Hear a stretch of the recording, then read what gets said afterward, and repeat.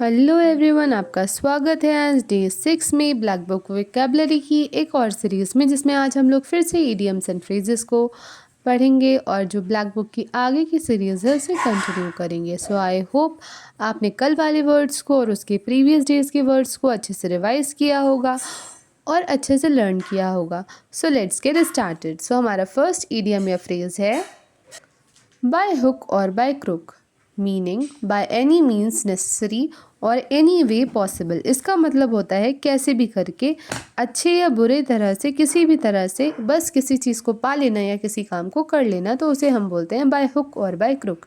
इसका एग्जाम्पल है he said he had win the competition bye hook or by crook. इसका मतलब है कि उसने कॉम्पिटिशन जीता किसी भी तरह से, किसी भी पॉसिबल मीन्स से, हुक या क्रुक से। So let's look at her next idiom or phrase. By the skin of one's teeth. इसका मीनिंग होता है barely succeed, narrow escape.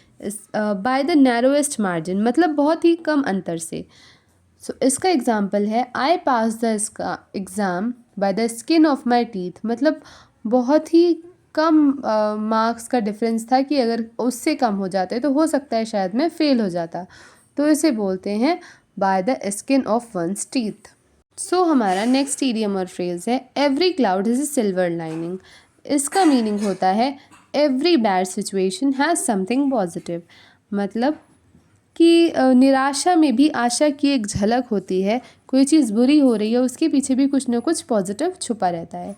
सो इसका एग्जाम्पल है don't worry every crowd has a silver lining. So now let us look at the next idiom और phrase grease the palm, meaning to bribe someone secretly, मतलब जैसे रिश्वत देना जो बोलते हैं ना, उसका मतलब होता है ग्रीस द पाम। इसका एग्जाम्पल है he had to grease the official palms to get the work done, मतलब जैसे सरकारी कामों में होता है कि हाँ पैसा देके, रिश्वत देके काम करवाना पड़ता है, तो वही होता है ग्रीस द पाम का मतलब। Now let us look at next idiom और फ्रेज हैंड इन ग्लव। इसका मतलब होता है इन closed partnership often for dishonest purposes, मतलब घनिष्ठ संबंध किसी से होना। और इसका मतलब होता है कोई एक इंसान गलत काम करने जा रहा है, उसके साथ हम भी दोस्त बने, उसका साथ देके वो काम करने जा रहे हैं, तो ये होता है hand in glove. Example the two firms worked hand in glove to cheat the customers, मतलब दोनों कंपनी ने साथ मिलके कस्टमर्स के साथ विश्वासघात किया, उनके साथ चीटिंग की। हमारा नेक्स्ट इडियम या फ्रेज है इन हाई या गुड स्पिरिट्स। इसका मतलब होता है cheerful and full of enthusiasm, जैसे कि उत्साह से भरपूर बोल सकते हैं इसको हम हिंदी में।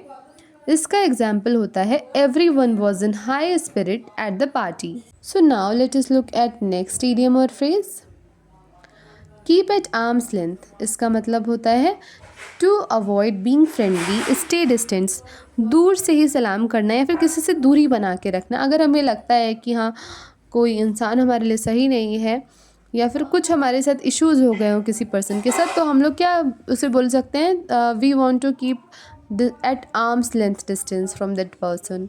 या फिर एग्जाम्पल है she kept her ex colleagues at arm's length. So now let us look at next idiom और फ्रेज स्ट्रेन एवरी नर्व। इसका मीनिंग होता है to work very hard, make utmost effort, मतलब खून पसीना एक करना, बहुत कठिन परिश्रम करना, उसे बोला जाता है स्ट्रेन एवरी नर्व। जैसे हम किसी एग्ज़ाम के लिए बहुत प्रिपरेशन करते हैं, तो उसे हम बोल सकते हैं we are straining every nerve to just get good marks in the examination. Now let us look at our next idiom और phrase throw caution to the wind. इसका मतलब होता है to act recklessly without worrying about the risk. She threw caution to the wind and invested all her savings. इसका मतलब हुआ जोखिम भरा काम करना, इसका हिंदी में अर्थ होता है। तो उसने क्या किया, अपनी सारी की सारी इन्वेस्टमेंट, मतलब जो जितनी भी सेविंग्स थी उनको इन्वेस्ट कर दिया, जोखिम भरा काम कर लिया। तो आई होप आपने आज के वर्ड्स को अच्छे से पढ़ा होगा और आप डेली इस सीरीज़ के साथ बने रहिए और अपनी इंग्लिश वोकैब को स्ट्रॉन्ग करते रहिए। So I am keep revising the words and I hope आपको आज की सीरीज़ में मज़ा आया होगा। So keep studying and stay tuned. Bye.